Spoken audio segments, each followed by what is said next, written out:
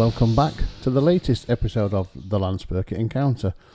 So today I'm finally going to talk about the dreaded Frankenskies. And what I mean by Frankenskies is those god-awful skies that we've had to endure for the last probably 50 years, I guess, but more recently, the last 2 decades, I've certainly noticed it. It began in the mid-late 2000s as I was getting into photography and I started doing landscape and skyscapes and all that stuff. At the time I lived just on the outskirts of Manchester in the UK, pretty much on a flight path, but it wasn't the flight path that was bothering me so much as the more high altitude stuff. And some people will tell you that it's the high altitude and the air and all that that's causing the visuals, but I think anybody with half an ounce of brain can see that that is not and can't be the case. So I started taking pictures of the sky, like I said, mid-late 2000s, and noticed straight away that when high altitude planes were going over, some days they would just pass over without incident. Some days they would leave a heavy streak of, at the time, what I thought was steam or contrail, that would then slowly dissipate. But what I started to notice was it didn't just dissipate and disappear. It dissipated into grey cloud or heavy cloud or rain. And I started to think, surely there's not enough steam coming out of that to make such a mess of the sky. And coincidentally, you know, when I was thinking about this, I was thinking the skies look crap. I mean, I was on the edge of Manchester, Cheshire, overlooking Saddleworth Moor, and unfortunately I can't show you any of those pictures because I had a hard drive failure. I know, schoolboy error, and I lost most of that stuff. But you know, you've got lovely landscapes with these god-awful skies that shouldn't have been. So I started investigating it, and I've always been into alternative theories on stuff, and I've always questioned narratives.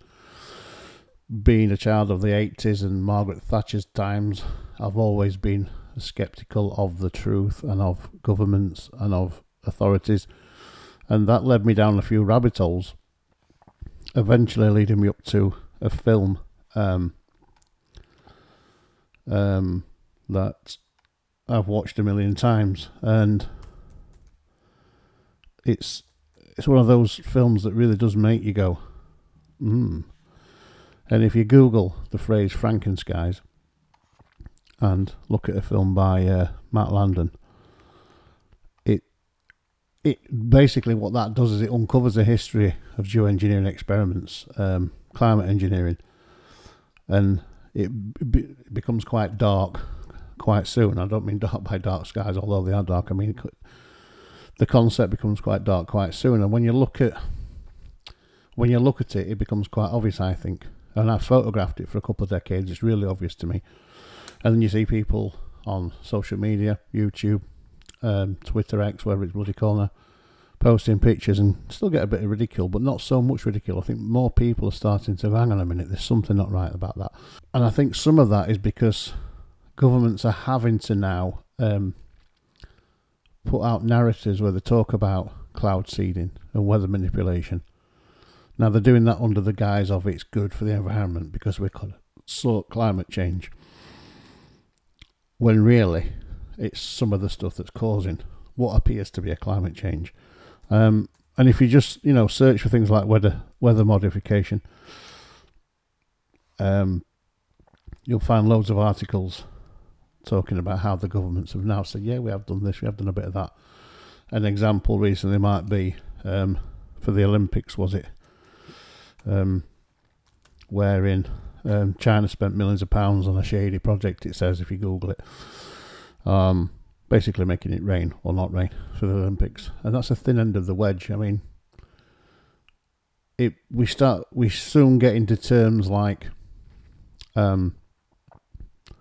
aluminium, or as our American friends like to call it, aluminum, which is found in rainfall, and quite quickly, without having to delve too deeply into books like David Icke's Trigger and Renegade, all those books that I've got out. I've just got some of my David Icke books out here because they're really good for quick referencing, because David is probably the best research I've ever come across. And if it's written in his books, he's discovered truths of stuff. So I use them for quick reference because my memory's shit.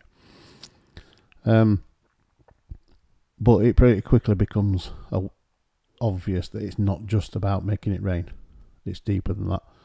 And it pings quickly backwards to control, to disease, and all those other wondrous things that our lovely governments, shadow governments, like to do to us. So I'm going to talk about some of that stuff today, but I'm also going to show you some photographic evidence as to what I think constitutes, let's call them chemtrails as opposed to contrails. I mean, chemtrails is a bit of a wide spectrum name for them, because it's not always chemicals. Sometimes it is. Sometimes they are just conning us with weather modification. But I've got some pictures back here as far as 2014, I think, is my earliest one. If I just order these by date, I've got about, I don't know, 3 bazillion terabytes of film and stills on the skies, and that's excluding. Went through a phase of backing up to Blu-ray DVD. Do you remember that? My brother he's really good at, Luke, my brother's really good at his shit out of backing up. He hammers me for it all the time. And before hard drives became affordable, he used to back things up to me onto 50 gigabyte Blu-ray DVDs. So I've got a load of those, but some of those have started to corrupt and go a bit funny. So I've lost some of my earlier stuff, but I've got pictures back here from as far back as October 2014. So 10 years worth of Frankenskies, shall we say. And within that you'll see my versions of natural skies and not so natural skies.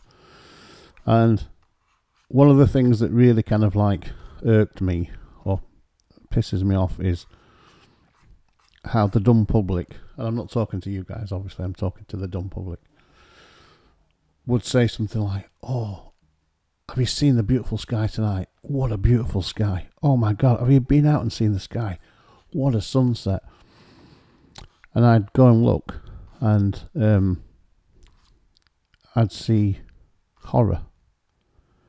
I'd see something that can only be described as anything but beautiful. And if you look at this picture that's on screen now, you'll see what I mean. That is not by any stretch of anybody's imagination to be construed as a beautiful sunset. It's if anything, for me, it's a demonic sunset which is pierced with these chemtrail weather modification awful substances which are devised to really destroy us. And I think if the narrative within the public eye was, until quite recently, I think, oh, look at that beautiful sunset, oh, look at the, oh, isn't it great, look at the clouds, not thinking that what they're looking at is their own demise. And I think it's becoming more clear now, because shadow governments are starting to have to say, "Oh, we might have done a little bit of weather modification," and then we get lunatics like Bill Gates, who is a bona fide psychopath and should be doing hard time in just about every country there is, talking about putting an umbrella over the world and reflecting sunlight, that thing that feeds life on the planet, to stop global warming. And I'm not going to get into that too much, but I think if you've got any ounce of sense or any ounce of critical thinking ability in you, you will pretty quickly work out that climate change is a tax scam, and all it is devised is to make the poorest of us dead. And I think once you've crossed that line and figured that out, everything else kind of looks quite obvious. But I don't want to talk about that so much today. I really want to talk about the chemtrail thing and the Frankenskies and how we've been conditioned to go, look at this beautiful sky, it's beautiful, it's amazing. How beautiful is that? When really we should never see anything like that in our lifetime. And I'll show you some beautiful skies, and I'll show you the Frankenskies, and hopefully you can make up your own minds as to what you think is good and bad. Photographically, even the manipulated Frankenskies are interesting as far as photographs go, but they're anything other than beautiful in real terms, in human terms. And I think the more people realise that, and the quicker they realise that,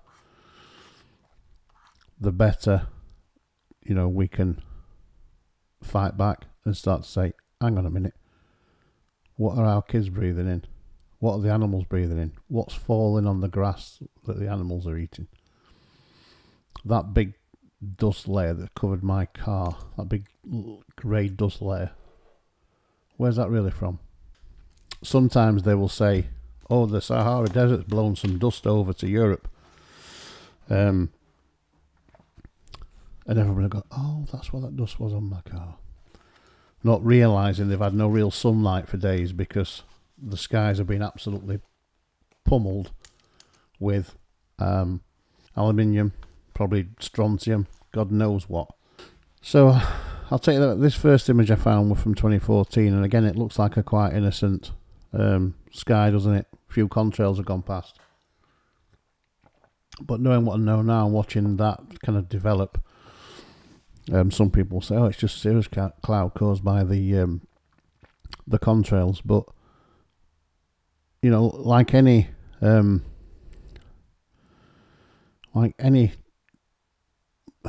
you investigate, anything that you start to really, you know, open your mind to, eventually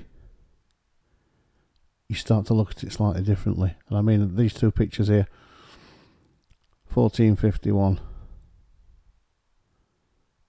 1455, so there's 4 minutes between these two pictures. And oh, I still got Mr. McCartney open there from last time. So there's 4 minutes between these two pictures, and these are not being edited; they're just straight off the camera. So let's set them the same way around. Image rotation. So yeah, 4 minutes between these two pictures. Let me rotate that the other way around so it's the same. So the sun's coming from the same direction. Sun's off to the right, sun's off to the right. And over 4 minutes, you go from that, what was a relatively clear sky before these, to this kind of thing. And we've still got more planes coming through. And let's just say, for example, that, alright, there's no chemicals in that. There's nothing in there that's going to kill you. It's just weather modification. Why do we need to modify weather? Why does a beautiful English summer day need to turn grey and wet? Well, what happens when it turns grey and wet?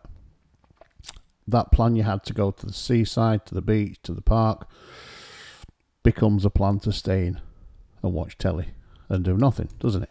So it means the kids don't get to get out and learn something new, to enjoy themselves, to be kids. Parents don't get to relax, they end up stuck in the house like they are every day. People are miserable. People start thinking about their worries and strifes, the money, the stress, the mortgage, back to work on Monday. Whereas if the weather would have remained nice like it should have done, a lot of that would have been alleviated, because they would have been doing that thing they planned to do with the kids, the family, the loved one. So even if we just say, oh yeah, they're just modifying the weather so because we need more rain for the crops, what that does to people internally is fucks them up. And like I've said on previous videos, I said it in the last video about the UFOs and stuff, if we start at the default base of governments are liars and their default mode is to destroy you, if they're modifying weather for any reasons, I can guarantee you that it's not for good reasons, and it's not just for what they've said it's for. And I mean, with England, Ireland, Scotland, Wales, Great Britain, whatever you want to call it, is probably one of the wettest places in the world, you know, over the year. And we don't need more rain. What we need are better systems to store and distribute that rain. And when you look at that in conjunction with we need more rain, for example, you can see it's bollocks, because each water company year after year wastes billions and billions, hundreds of millions of tons of water. But every summer we have an hosepipe ban. Every summer there's not enough rain. And now when you put onto the top of that the bullshitty bright red scorching temperatures of 20 degrees that the weather girls spiel out to you on the weather maps, it doesn't take much joining together of the dots to realise what's really going on. And these two pictures, I think from 10 years ago, just of one patch of sky 5 minutes apart, tells you, shows you exactly what's going on. And it isn't good. And so you start to look at that over the years and start to put all those things together. And nothing happens in isolation, does it? There's nothing there happening in isolation. That was 2014. What's the date on my next one? So 2016. This is I think, no, it's not. It's not what I thought it was. So this is what you might call a standard skyscape or landscape. I'm just going to really boost it up here. So this was shot over Sheffield, I think. Yeah, you can see the two little bits on the hill. That's Sheffield. Excuse the poor exposure, I've done that on purpose. This is shot from Rotherham looking over Sheffield, and it's entirely possible we've had a few planes go over, because this, what might look to be cirrus cloud, looks a little bit contrarily as well, but not to the degree where it's altered the sky to make it look deadly, or should I say deathly. And that, you know, more normal sky, even though it's covering the sun, which sometimes the clouds do, makes for an interesting picture. But I'm still slightly concerned that this is not entirely what we might call natural, or normal, or humanful. I still think it's potentially being caused by the amount of air traffic going through. It doesn't look like what it looks like when they're quite clearly spraying more than condensation. It looked very different. But again, it makes me think, would that cloud have appeared there how it did, how it is, without the aeroplane? And don't get me wrong, I'm not a doom and gloom merchant when it comes to airplanes. I'm a recent convert to flying. I flew in 1991 and then didn't fly again for 30 years because I was scared the next plane I was going to get on was going to crash. And then my lovely wife Kirsty said, well, if you're not going to come on holiday with me, I'll go on my own, which made me go, oh shit, I better get off that fear. So we had a little short trip to Amsterdam to get me over the fear. And since then we've been to America, we've been to Rome, we're going to Greece soon. So I'm going to fly as much as I can, because I don't believe for 1 minute that your regular aeroplane is causing this, and it certainly isn't causing a carbon footprint to be concerned about. But that's another story altogether. So although in this picture per se I don't think there's much in the way of chemicals going on, I don't think it's what you would call a wholly natural scenario. Couple of pictures here just of random planes going over the house, because I just like to plane spot and see what's going on. You can see quite often, some people will argue this depends on how cold it is, what heights they're at, and I can see that a little bit. Higher, colder, lower, warmer might affect the amount of contrail or chemtrail that's there. Is there much in height difference between those two aeroplanes? Let's have a look. Let's have a zoomy. So not too massively different in size, are they? Similar kind of planes, similar kind of aeroplane. A few thousand feet difference maybe at the most. I don't know, I'm not an height expert, but I think certainly different contrail. I'm not sure if I would have had what happened next if something did happen next. So potentially they're both contrails, but still, an interesting blue sky, pockmarked by something. This is what I would call, going back to sunsets again, this is what I would call a semi-natural sunset. And by that I mean, I think, again, this haze around the sun and this low-lying cloud has been interspersed by the passing of tubes. So while it may not appear to be a Frankenskies, it's certainly not what you would call a natural sky. Nice picture, interesting features. Got the trees in the foreground, the clouds in the background, the sun sitting there in the haze. This is just again over Rotherham from the top of the hill where we live. But again, not a wholly natural shot, which, if you want to be pedantic and say we should be living in nature, shouldn't look that way. Some people will probably tell me I'm wrong, that clouds have always happened like that, even when they were just cavemen running around. I may argue to differ.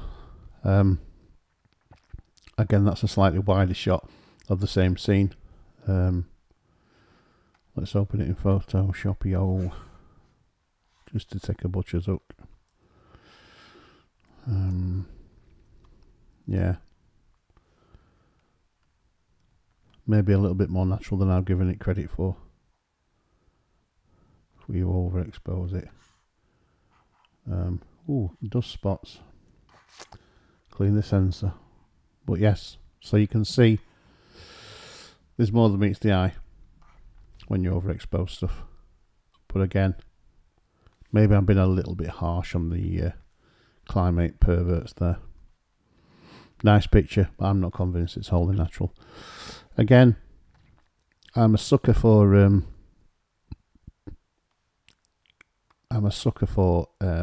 the moon. I said this in a previous podcast, and I like the moon floating. I like to see it floating on the sky. But again, what's it floating on? Or rather, what's it floating in? We've got a whole load of cloud there, low cloud. I mean, that moon was probably, I don't know, 45 degrees in the sky. So we've got a lot of low-lying cloud, which again, I'm not sure is entirely natural. But it does add interest to the picture. Let's just overexpose a little bit. You can see the lines. You can see where the planes have passed. If we make it a little shadowy, you can see even more. So the moon's sitting in a soup of condensation, shall we say. Interesting picture. Is it beautiful? Would I say it's beautiful? If that was a artist's impression of a way off planet, I'd say that's cool. But because I know it's a picture of our planet, which is being bombarded by various chemicals driven by lunatics, then I'm less inclined to say thank you for that opportunity. And again, this lower cloud there's cirrus cloud up there, but this lower cloud was interspersed by passing aeroplanes. And we can see the longer lines show us that. And, well, again, it's a pretty shot. Would I preferred it to have been just a blue sky with the moon sitting there? Absolutely, I would have. I'd have still taken the picture. I'd have still celebrated the picture. I would not have been sitting there thinking, God, why isn't that sky just blue?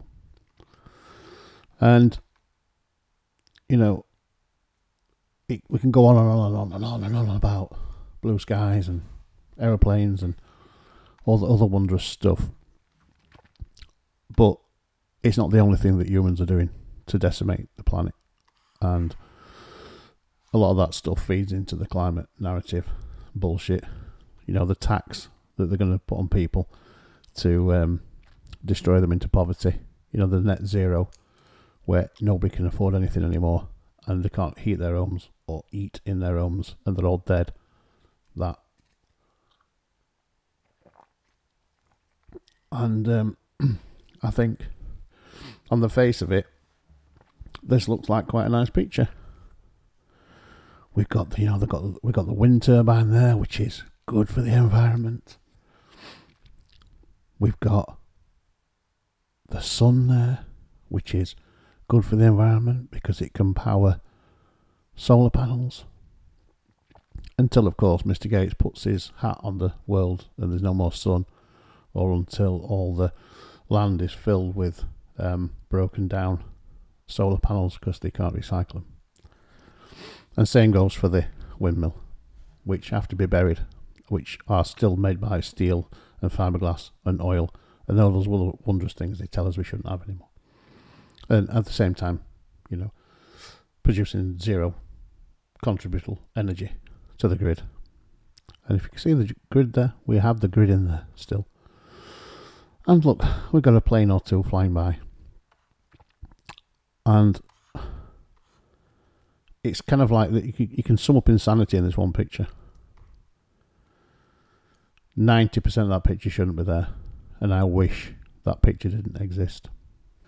It's another one of those pictures I wished I'd not taken or couldn't have taken. And if I look at more of that set, I kind of have that vibe about all of the pictures that I took around then. Just going around that whole area was a bit grim, because I think, like a lot of things, people get sucked into these kind of like causes, thinking because they believe in the mainstream narratives that they're doing good, without ever critically analysing what's being said. And so, you know, you've got your eco warriors, you Just Stop Oil, and your other loonies that think they're doing something good when they're not even sitting thinking about they're wearing the stuff they're saying is going to kill the world. And I think the wind farm zealots are some of the worst of those. And I say that because when you look at wind farms and see the eyesore that they are, and then you research further and see the wildlife they destroy and the infrastructure behind them to make minuscule amounts of electricity, I can understand why people think it's a virtuous thing to be into and to do, but the reality is it does the opposite of what it proposed to do. And visually, they're as ugly as hell. They've allowed me to take some really ugly pictures.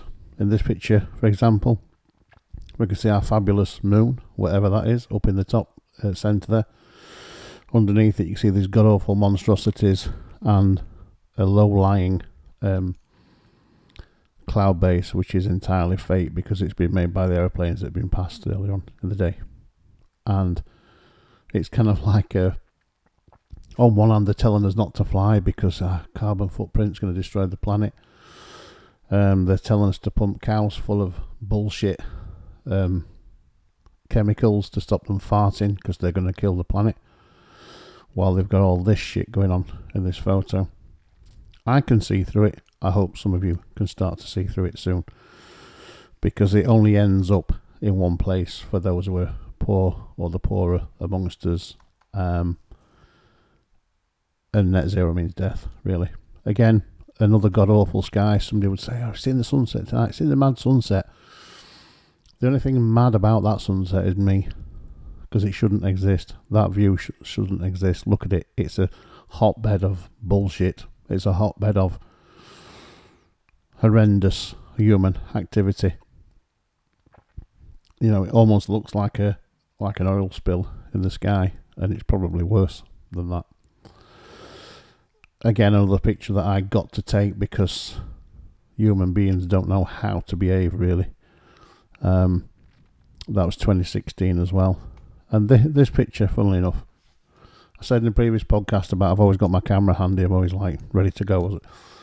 Came back from the pub one evening with my missus, and as I often do, as I'm walking around looking up at the sky, and we're talking a little bit worse for wear. Had a few beers, a few shandies, and I just happened to look up as I came round the back of our house to put the key in the door, and I saw this, and I thought, am I sober enough to get the camera out and get a shot? Luckily I was, and it this kind of like says it all for me. Even in the evening, even at night time. I mean, what time of day was this? It's got to be I don't know. Don't often stay out that late these days, but I was a little bit younger here. So we're looking at what time of day? Come on, lads, use your brains. 20 past 11 on the 23rd of March 2016. The Canon 5D with the 24-105 FL lens, 30th of a second f5 ISO 100, and producing a Frankenskies. And I'm glad I took it, I'm glad I got it, I'm glad I can discuss it, I'm glad it's there for all to see. But it's fucking horrible, isn't it? That great big dirty chemtrail going through what should be a nice evening sky with clear stars. You can see some of the stars and planets in the shot because it's 30 seconds. But it's penetrated by that god-awful streak of God knows what it is. And if I just relate back to what David Icke says about his researching some of his books about the kind of stuff that's pumped out in the chemtrails, just reading from his book here, The Answer. And bear in mind, you don't have to believe everything David Icke says or believes, but his research is the best I've seen. In depth, thoroughly researched, great proofs and resources, and his bibliography. You know, just read that and you'll learn something. But David says about chemtrails, tests have been revealed that chemtrails contain aluminium, barium, radioactive thorium, cadmium, chromium, nickel, mold spores, yellow fungal mycotoxins, polymer fibres, smart dust, nanotechnology, and much more. And included in that is a thing called Morgellons, and if you've not seen or don't know what Morgellons is, they're like microscopic little worms, little wormy things that wriggle about, that do all sorts of things to you, get under your skin, and do all sorts of things to your body, DNA. And I know they exist because I did an experiment with my microscope a couple of years back where I actually discovered and saw some. I'm not going to go into that here, that's for a different blog, but just in thinking about what we're spraying in the skies, what it's doing to our visual interpretation of what we see, and then thinking about what the psychological end game is for us if we allow it to continue. And I think this picture here is a case in point as to, well, that should be a lovely blue sky with the moon, with the stars, not with that great dirty great contrail streaking through the middle of it. And you know, again, it's, I could go on for days and days and months and weeks with these pictures, these kind of like awful streaks. But you can see on the black and white image here, quite often I say to people, when you're looking up, you're just seeing the blue sky, milky blue sky and a white line. But if you manipulate that a little bit, we don't even have to have a raw file here. We can just look at the JPEG and just add some contrast to it. We'll use levels. If you just bring the midtones over a little bit and the highlights, you can start to see there's more than meets the eye. If you look there, all that you wouldn't see with the naked eye, we get rid of that because I look by accident. Just look. When you look at it, it's almost like a cityscape, isn't it? When you look at a city from above, New York with all the streets, that's all going into your lungs, into the grass, into the cows, into your children. And we allow it because we've been conditioned to just say, oh, it's just condensation. And of course, the paid shills and the paid politicians and the paid scientists who need their money to survive and pay their mortgage will continue to say that it's just water. Again, look at this beautiful sunset. Look at this amazing sunset. Oh, the sunset's amazing tonight. I don't do much social media, but when I do, you still see them all the time. Look at this, what I took. Now, normally they've got some filter on it. Oops, they've put a filter on it and they've made it look goddamn awful, which doesn't help, but it's ludicrous to consider, and I'm going a bit over the board with this, that can be construed as anything other than awful, evil. Yet people will say, interesting sunset tonight, did you see the mad sunset? Oh wow. It's a little bit like you know, lambs to the slaughter, isn't it?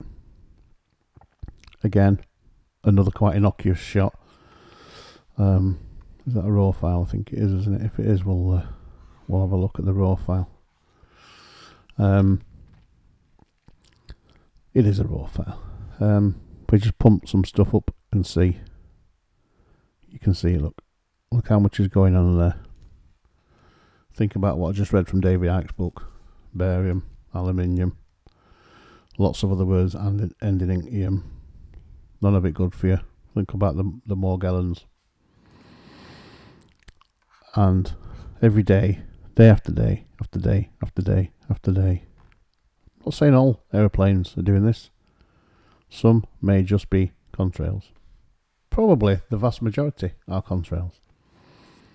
But when you see the difference between a contrail and a chemtrail, and then you do some research onto what may be going off, and then you listen to the admittance from governments as to their climate stroke weather manipulation programs they have got going on, or may have had going on before but don't anymore. It doesn't take a rocket scientist to come to a conclusion that this is not good for us. This is not what it is being purported to be. And again, going back to the landscape with the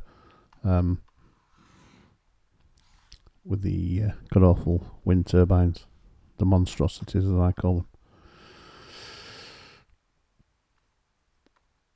Some nice natural cloud in this one, actually. Natural cirrus cloud.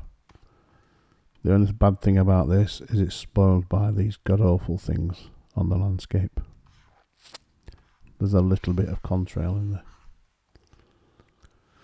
But again, it's all part of the same idiocy, isn't it? Don't fly because you're killing the planet, but we'll fly and spray this. Yeah?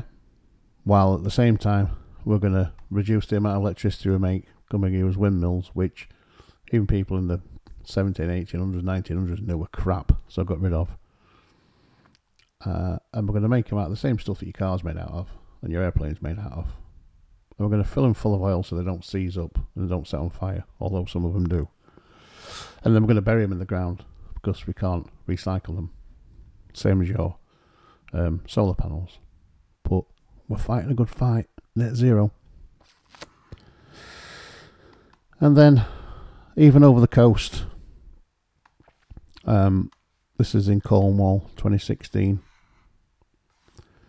and waited and waited and waited for the shot to come through, and it's a little bit of manipulation on because I had a bit more of the foreground lit than I wanted.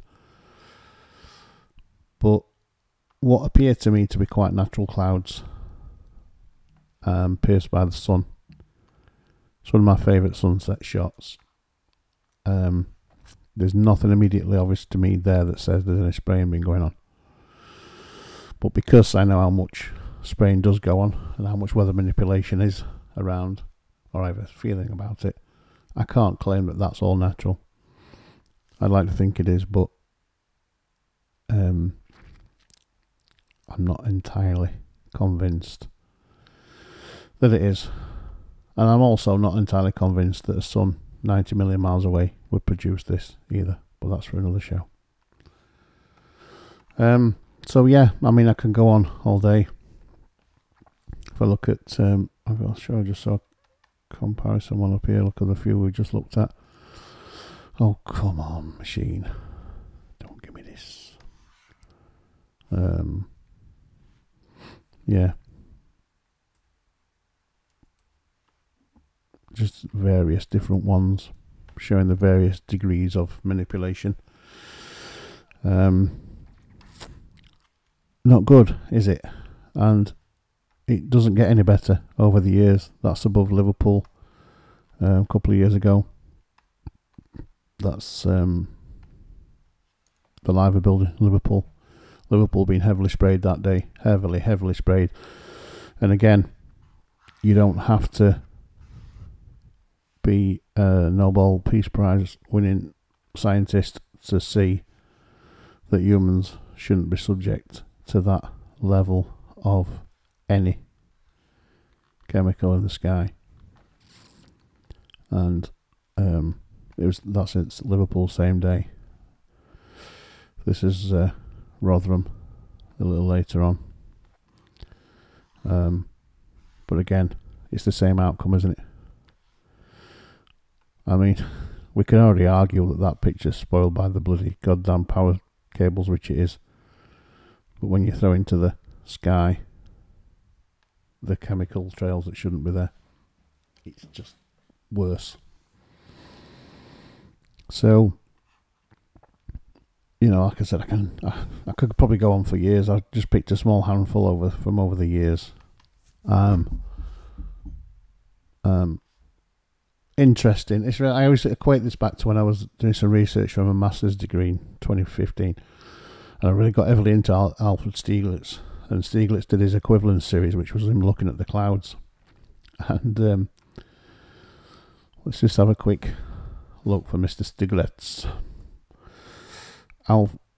Alfred. Oh, I wish I could type. Alfred Street Car Park, Huddersfield. No, I don't want Alfred Stieglitz equivalents. And we look at some of these, and you'll see how different his sky pictures, clouds, are to mine. And I don't just mean he was a better photographer. I think he was a more patient photographer, a more subtle photographer. But his clouds look a lot more natural than mine do. And I wonder if that's anything to do with the fact that the jet engine had not been invented yet. I wonder. I mean, that's great. I mean, he made that there without a single chemical trail adding to it. Could we say that today? I know we couldn't. We couldn't say that today. So, and particularly, you know, I like his fluffier stuff like that. I'd kill to get a naturally formed cloud like that today, but I'm not sure I'll ever see one. I'm not sure I'll ever see a natural cloud ever again. But that was what kind of inspired me to start shooting more skies, and the more skies I shot, the more pictures I got, but the more you can see. This one that was shot on my Sony a6400. I mean, let's just say you're an unbeliever of the chemtrail theory. And I showed you this picture.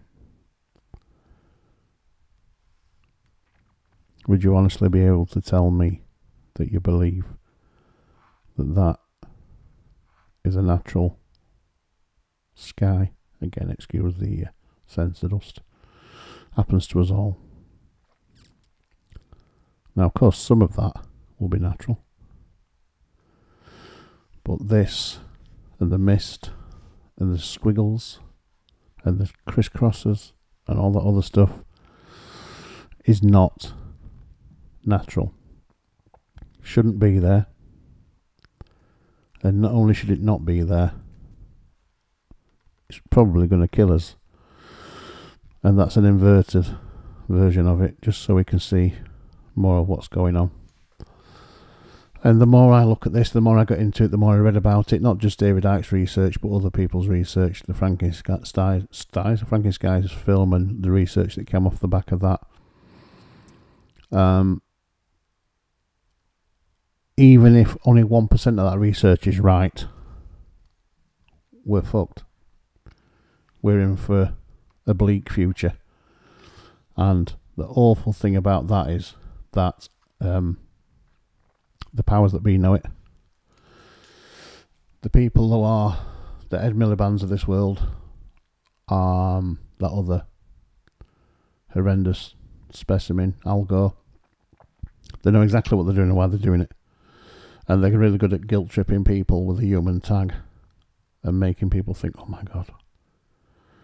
But I'm 53 years old now, and for 53 years of my life, in 10 years, we're going to be underwater.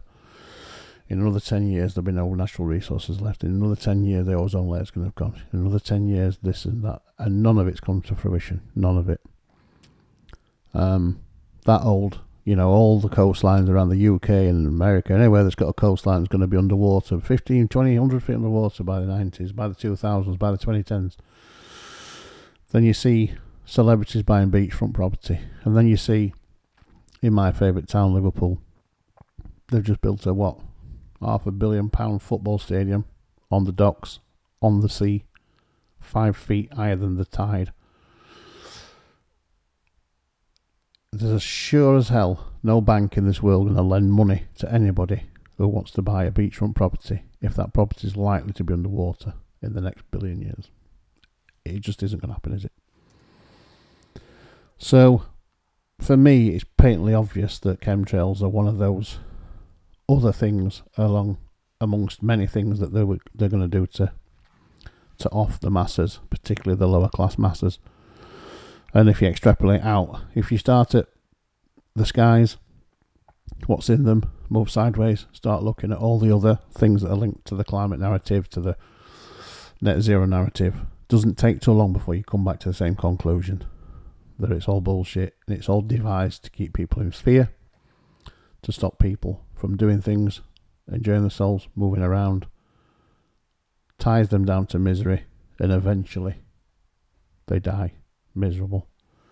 15-minute cities, all that stuff is all linked to the same stuff, but it starts, for me, up there, because I think that's the easiest thing out of them all to look at and conclude. And yeah, you can make some interesting pictures along the way. These are phone pictures that I took on one of my old Samsungs, but again, this is just me going about my daily life, working, moving about around town, around cities, and just seeing what's going on up in the sky and realising that it's not normal, it's not big, and it's not clever. Again, that's above Liverpool. That's at a place called Flouch near Manchester, and that's above our house. And these are regular occurrences. And like I said before, I'm not naive enough to think that some of these aren't just contrails. They will be. But trust me, you can tell when they're not.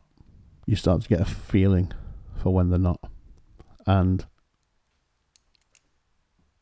if this is a world you want to live in, keep your head buried. Don't look up. Do nothing about it.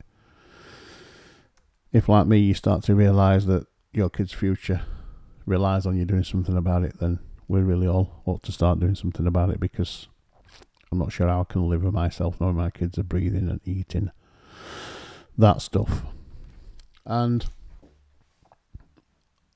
you know, you don't even have to go in as deep as to buy a bunch of David Icke books or anybody's books and read them to the nth degree. I always say go with your gut feeling. I said this in the previous podcast. Start with the premise that everybody's lying to you and go from there. Gut reaction is nearly always right. In fact, for me, it's always right. Gut reaction. It's that knowing.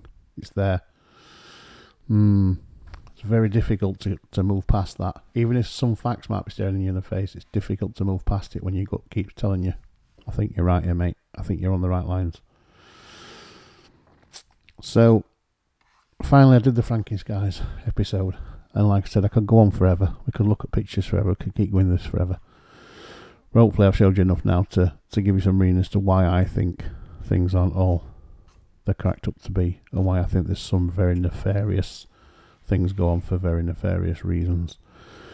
You'll get some interesting pictures along the way. For some reason I got a Z for Zorro. Remember Zorro? I got that in the sky. It's not normal though, is it? Keep thinking, keep plugging away, keep building your own reality. Remember what I said on a previous podcast about optical illusions, but in particular remember my feeling of anybody in a position of power is going to lie to you, because they've all got their own agendas.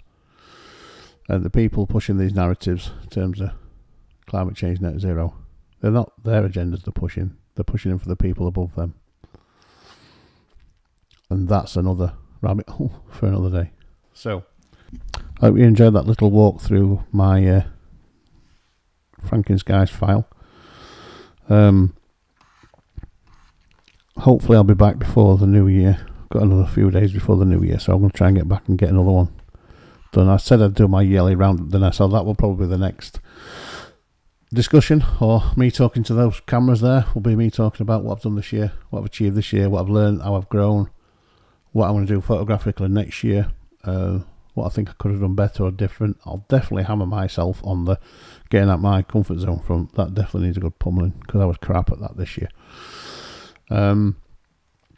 If I do anything interesting photograph wise between now and New Year, I'll include that. But other than that, I think that's pretty much it from me on today's episode, which I think is episode 19, possibly 19. Was it 19? I think so. So enjoy your afternoon, evening, morning, whatever it is, whenever you're watching this drivel.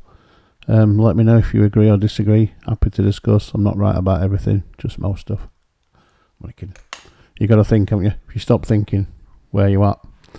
Have a great afternoon, evening, morning all. I'll catch you all on the flip side. Cheers for listening.